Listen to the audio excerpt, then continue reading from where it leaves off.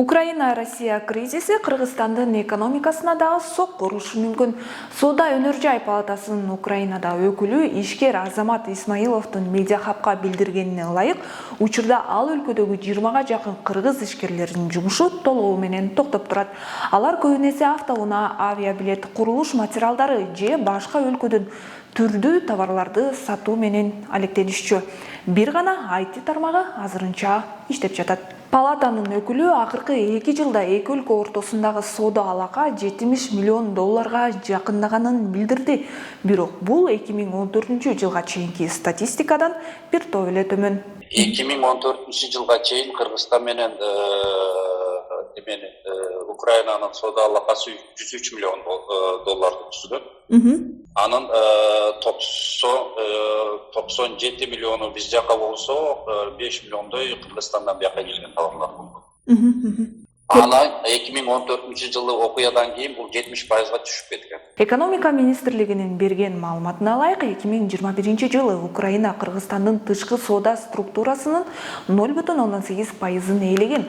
Анын ичинде экспорт 0,04%ды түзсө, импорт 1%га жеткен деп жазылат маалыматта.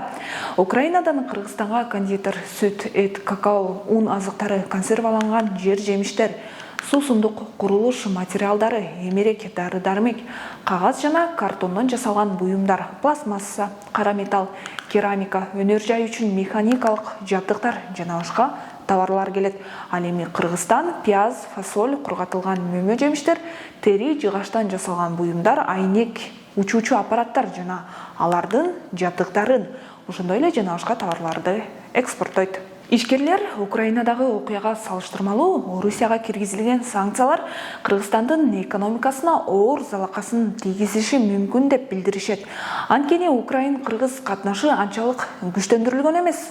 Украина менен Кыргызстандын арасында чоң соода байланышыбыз баягы 2014 жылдан кийин такыр эле кыйла түшкөндүгү үчүн азыр деле бизге чоң таасирин тийгизет деп ойлобойм. Анткени биздин саясат, биздин экономика в основном евразийский алкага багытталган үчүн, ошолордун политикасына багытталган үчүн канчалык мүмкүнчүлүктөр болуп турганда да биздин экономикалык катнашыбыз Украина менен анча күчтөндүрүлгөн эмес.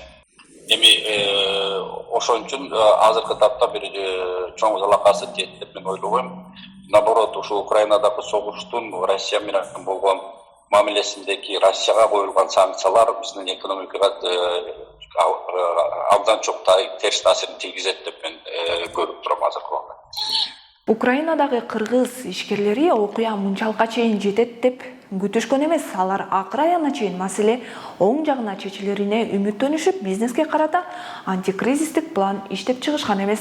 Абалдан чыгуу чаралары эми көрүлөрүн билдиришти.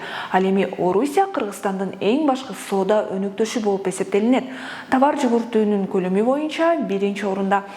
Россияга карата Европа менен АКШ экономикалык санкцияларды киргизүүдө. Айрым чектөө чараларына Австралия, Жапония жана Түштүк Корея да кошулду.